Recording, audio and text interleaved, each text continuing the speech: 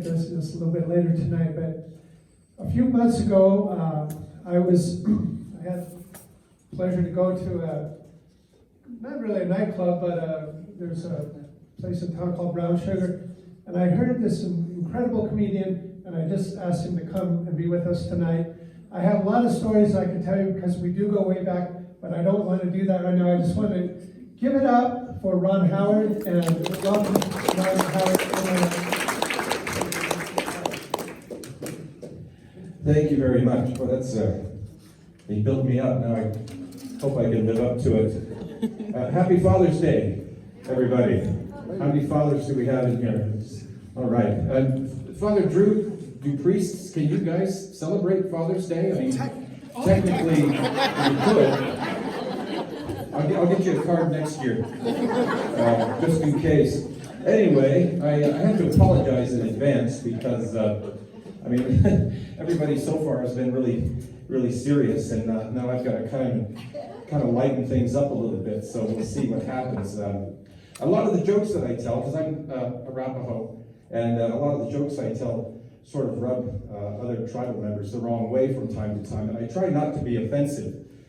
But I am sometimes a thorn in the side of this reservation. For instance, I told a joke a few months ago that I thought it was funny. Because I've entertained the notion of running for tribal council.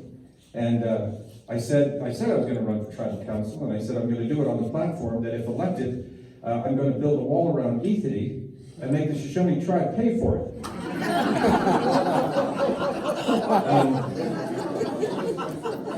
Now, the Arapahos and the Shoshones, they all laughed at that. It was the non-natives that were really upset about that. They were saying that I'm divisive, you know.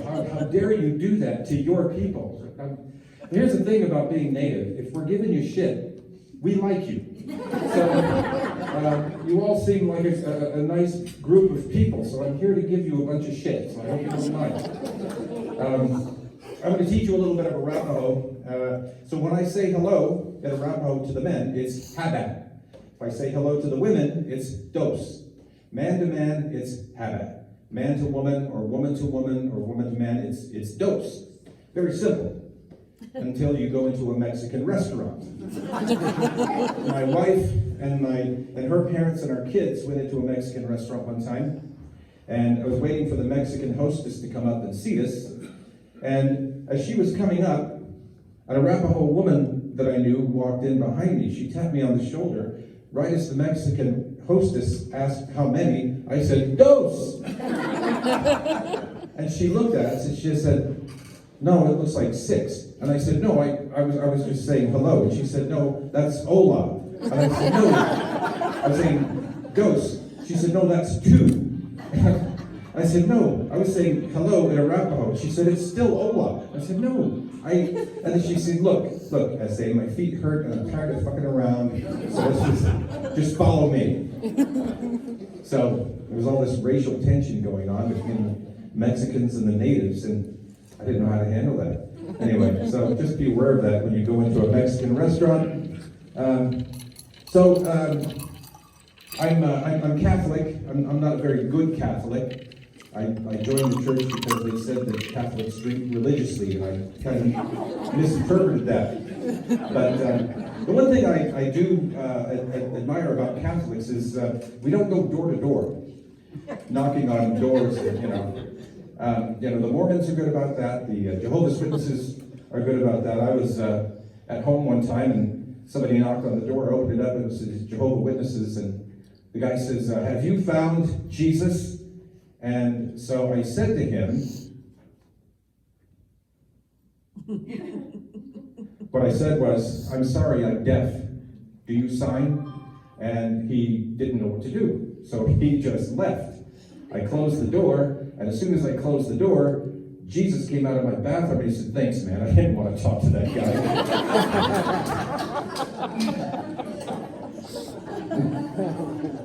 Oh, boy.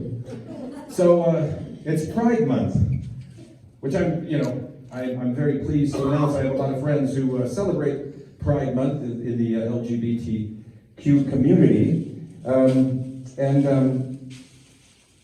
There's a TV show coming out, and it's a country western comedy variety show for transsexual rednecks.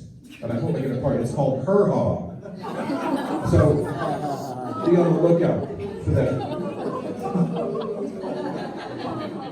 So I have all this stuff written down. I'm trying to get an act together because I had an agent years ago, and I actually got paid to do this. The only thing is, they paid, what they paid me was less than what it took me to get there. So I couldn't afford to get paid to be a comedian, but it was fun. Anyway, I'm getting older now, but I was I was so flattered. I went to get a 6-pack beer the other day, and I'm at the liquor store, and the guy says, "Can I see your ID?" And I said, "Really?" "Yeah, can I see your ID, please?" And I was really pleased. I was, because I'm 55 years old. I don't think I look 55, but I certainly don't look younger than 21. So I reached in my wallet. I'm fishing for my ID, and my Blockbuster video rental card fell out. And the guy says, "You know what, we're good." And I said, "Don't you want to see?" He's like, no, we're good. You need any help out to your car, sir? It's a little icy out there. No, just go to hell and leave me alone. I'm all right. So I'm a preschool teacher also. I've been a preschool teacher for about 25 years, and I love it.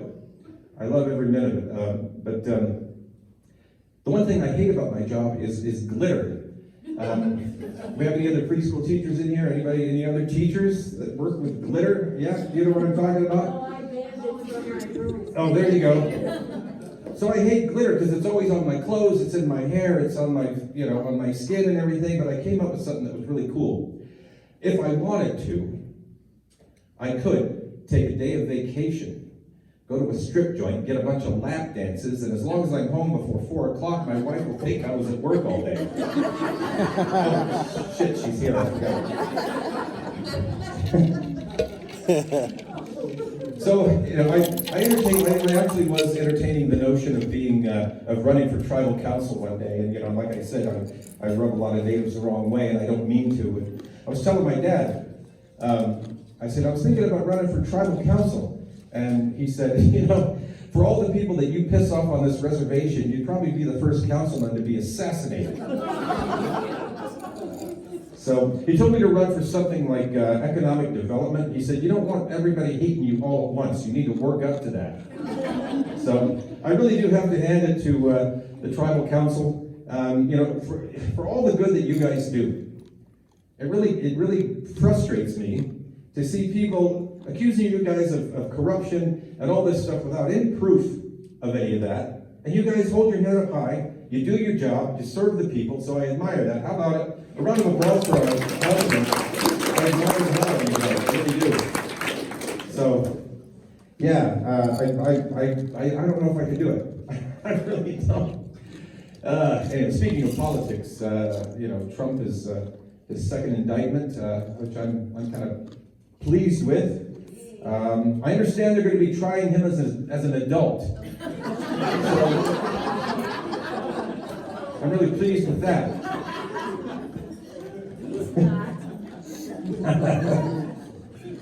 So yeah, I a couple more stories and then I'll cut it short. I'm sure you guys are getting tired. You've had a long day, but as a preschool teacher, some of the funniest things, we deal in absurdities. All teachers do, I think. And it was Fire Safety Week, and this was 20 years ago when I was first getting into teaching. I hadn't been doing it for very long, and I wrote a script. A fire safety script, and I ordered a fireman puppet and a Dalmatian puppet, and I had this little puppet theater, and I put it on a table, and I put paper in front of the table so the kids couldn't see underneath, and then from the side of the theater on both sides to the wall, I put a big paper so that the kids, when they came in, they couldn't see who was back there. So the kids are coming in. There were 4 classrooms, and there was one little kid, Dane, who I think he's married and got kids now, which makes me really old. Anyway, he comes in. He was a little smart ass, and some of the kids were saying, "Who's back there? Who's back there?" And then there was Dane. It was Teacher Ron. Hello, Teacher Ron. I was like, "Oh my God, shut up!" And he kept just spouting off my name. Teacher Ron's back there. Teacher Ron's back there. And finally, one of the teachers like, "Just be quiet. and enjoy the show, okay?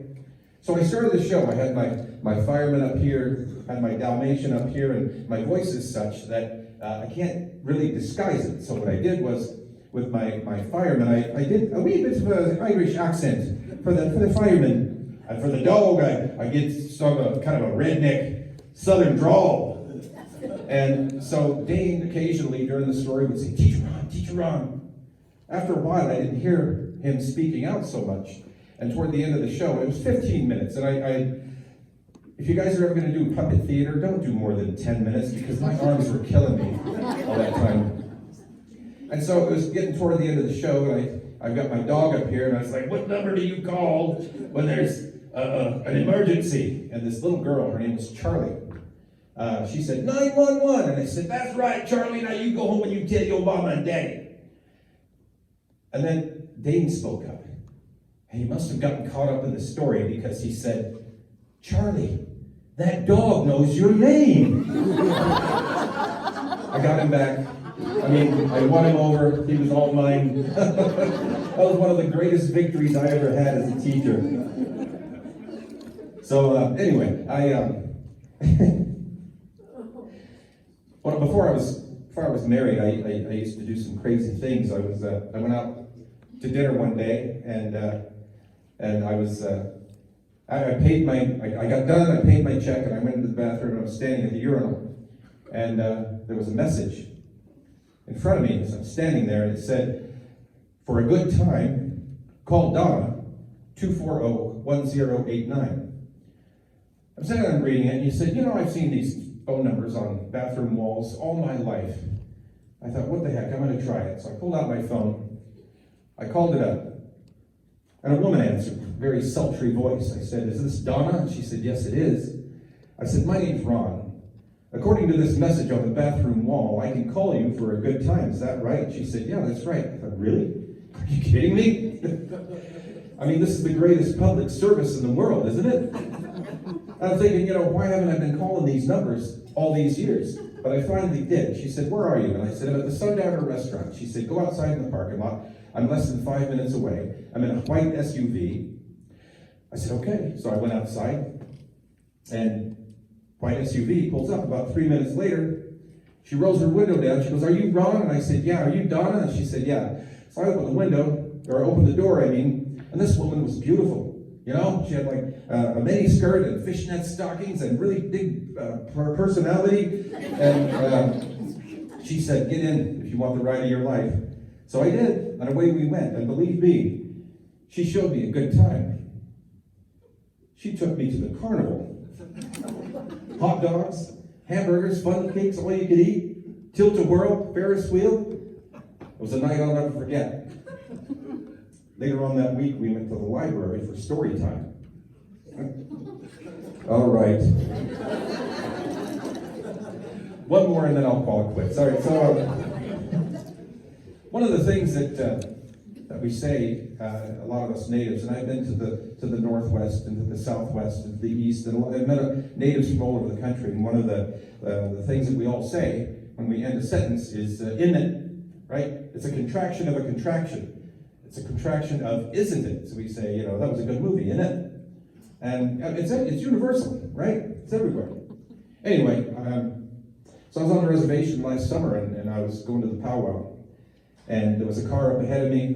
It was pulled off to the side of the road, and there was a guy standing out there, full regalia, and he's just standing there. Looks like his car's broke down, so I pulled over to see if he needed any help. And as it turns out, this guy was half Jewish and half Arapaho. So I get out of the car, and this guy, he's flailing around. Before I can even say anything, he says, can you believe this? Can you believe this? I paid $12 for these retreads, and the damn things didn't last me 6 months. Here I am, in the middle of the highway, on my way to powwow. I got a back seat full of kosher taco meat and fried bagels going bad. I think I got the crabs from a toilet seat from that casino down the road. And to top it all off, these octopuses in my moccasins are killing me. Oy vey. Isn't it? All right, I'll save the rest for later on this week. Thank you very much, ladies and gentlemen. Thank you. Thank you, Ron.